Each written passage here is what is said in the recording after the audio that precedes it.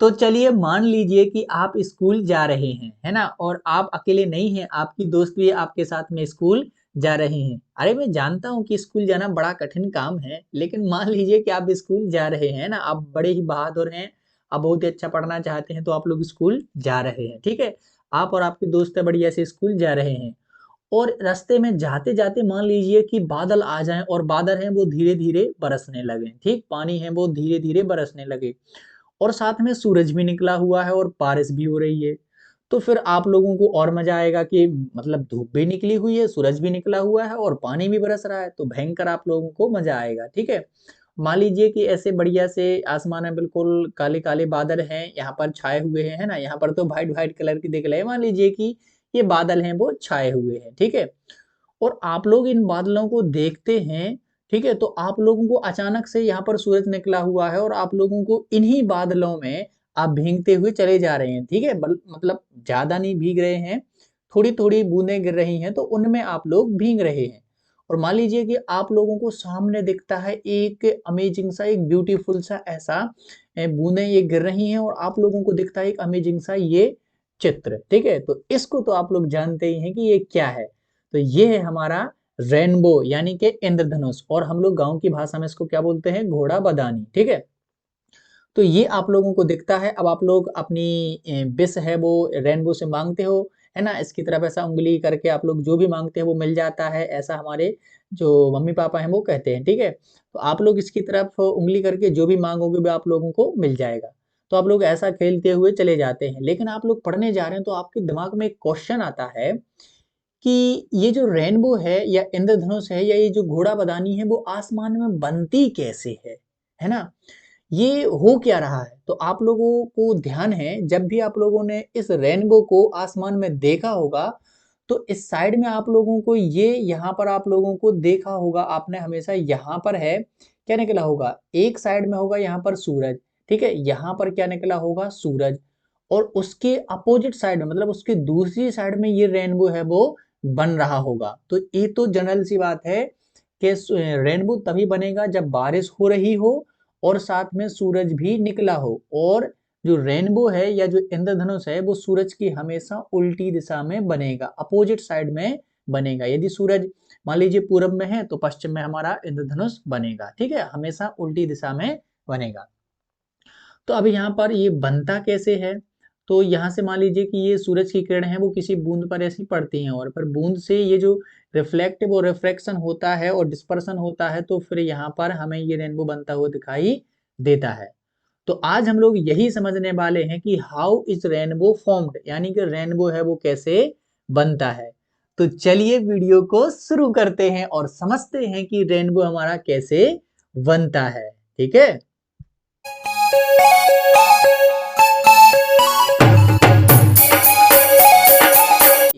तो रेनबो को बनाने के लिए हमें मतलब सूरज को तो निकालना ही पड़ेगा और हमें बारिश भी करनी पड़ेगी। तो हमने सूरज को बढ़िया से निकाल दिया और बारिश को भी करवा दिया, ठीक है? क्योंकि सूरज निकलेगा, बारिश होगी तभी हमारा रेनबो बनेगा। और आप यहाँ पर खड़े हुए हैं, ठीक है? आपकी दोस्त है वो थोड़ी-सी आगे निकल गई है, ठीक है? वो नहीं चाहती है कि मुझे रेनबो को कैसे कैसे बनता है मुझे समझना। तो आप समझ लो बहुत ही अच्छे से, आप रुके रहो, आप अच्छे बच्चे हो तो आप रुके रहो और उसको समझा देना, ठीक है? कि रेनबो ऐसे बनता है। तो यहाँ पर भी कुछ बादल बना लेते हैं और यहाँ पर बहुत सारी मैंने ये जो पानी की बूंदें हैं, ड्रॉप्स हैं वो बना दी हैं। अब यहाँ पर इन ड्रॉप्स के बीच में हो क्या रहा है, हमें वही समझना है कि जो सूरज की किरणें हैं जो यहाँ से निकलेंगी और इन बूंदों पर पड़ती हैं तो उन्हीं के बूंदों पर गिरने से रेनबो बनता है। तो हमें ये देखना है कि रेनबो कैसे बन रहा है एक बूंद में। तो चलिए हम एक बूंद को लेते हैं और उसको थोड़ा-सा बिग करते हैं, उसको थोड़ा-सा बड़ा करते हैं, उसको थोड़ा-सा ज़ूम करते हैं। तो हमने एक बूंद ले ली और उसको हमने क्या कर दिया अब यहाँ पर ज़ूम, ठीक है? ये छोटी-सी बूंद है यहाँ पर। तो ये जो बूंद है वो कुछ इस प्रकार की है, लेकिन यहाँ पर हमने गोल शेप की ली है, ठीक है? तो ये ज़रूरी नहीं है कि हर बूंद है वो गोल हो, लेकिन हम लोगों ने थोड़ा-सा इसको सरल करने के लिए मान लिया है कि जो हमारी पानी की बूंद है वो कैसी है? गोल है, ठीक है?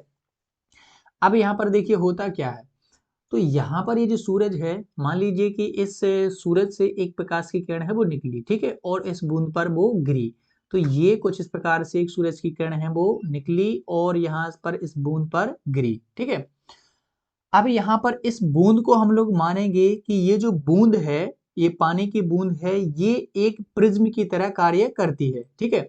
अब ये प्रिज्म क्या होता है, तो मैंने प्रिज्म का एक प्रैक्टिकल है आप लोगों को डिस्पर्सन ऑफ लाइट यानी कि प्रकाश का वर्ण विक्षेपण वाली वीडियो में मैंने आप लोगों को बहुत ही अच्छे तरीके से समझाया है कि कैसे एक प्रिज्म के द्वारा एक जो व्हाइट लाइट है सूरज की, वो कैसे अपने कलर्स में बट जाती है, तो ये मैंने वहां पर बताया है। तो आप लोग उस वाले वीडियो को जरूर देख लीजिएगा, ठीक है। आप लोगों को वो डिस्क्रिप्शन में मिल जाएगा, ठीक। चलिए आगे समझते हैं। तो यहाँ से सूरज की एक ही किरण नहीं आती है, कई सारी किरणें आती हैं और वो कई बूंदों पर पड़ती हैं, ठीक है। लेकिन हम लोगों ने एक ही बूंद को यहाँ पर जूम किया है और उसी को एक किरण के द्वारा हम लोग समझ रहे हैं, ठीक। तो अब यहाँ से ये जो सूरज की किरण है वो आएगी और इस बूंद पर जैसे ही गिरेगी, तो ये जो बूंद है वो एक किसकी तरह कार्य करेगी, एक प्रिज्म की, ठीक है।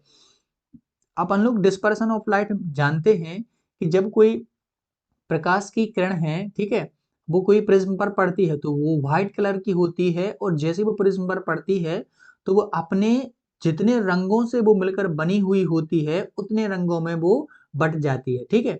तो यहाँ पर ये एक श्वेत की प्रकाश की किरण है और जैसे इस बूंद पर यहाँ पर गिरेगी तो यहाँ पर होगा डिस्पर्सन ऑफ लाइट यानी कि प्रकाश का वर्ण विक्षेपण और ये बढ़ जाएगी हमारी 7 कलर्स में, ठीक है, जो कि ये यहाँ पर ऐसी बट गई, ठीक।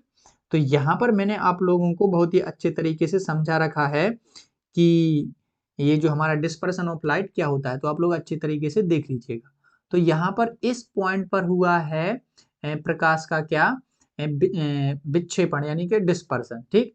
तो यहाँ पर जैसे ही ये 7 कलर्स में अपने बट गई तो यहाँ से सारी की सारी प्रकाश की किरणें हैं वो इस बूंद के अंदर नहीं आती हैं, इसमें से कुछ प्रकाश की किरणें वो इधर भी रिफ्लेक्ट हो जाती हैं।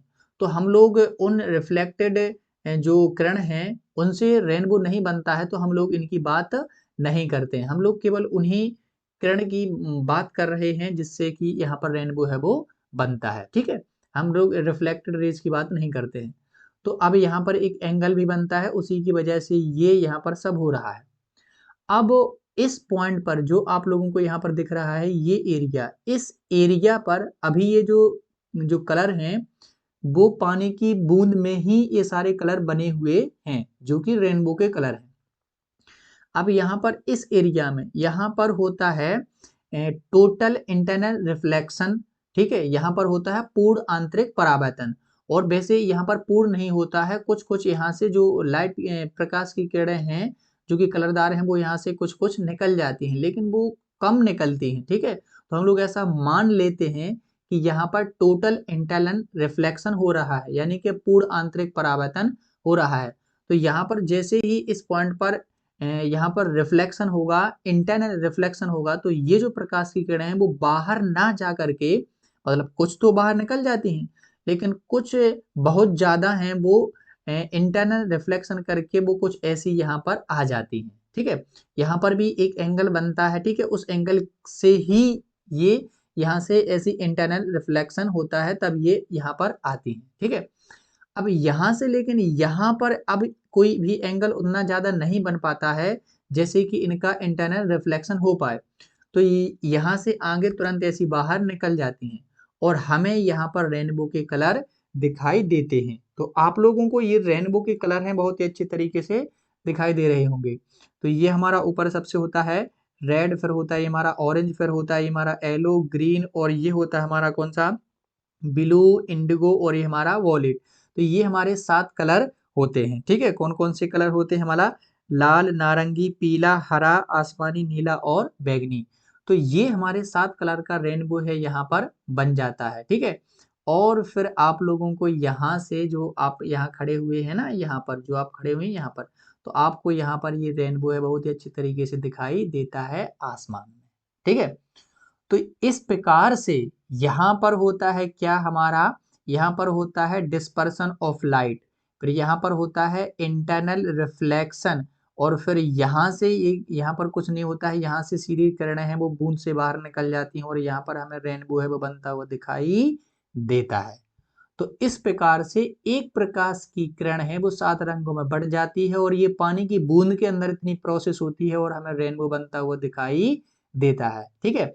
हमें यहाँ पर रेनबो में कभी-कभी 7 कलर दिखाई देते हैं, लेकिन कभी-कभी कुछ कलर दिखाई नहीं देते हैं, क्योंकि इनकी जो वेवलेंथ होती है वो बहुत ही कम होती है, इसलिए ये हमें दिखाई नहीं देते हैं, ठीक है। और इनकी जो इनकी तीव्रता है वो भी थोड़ी कम हो जाती है, तो हमें ये दिखाई नहीं देते हैं, ठीक।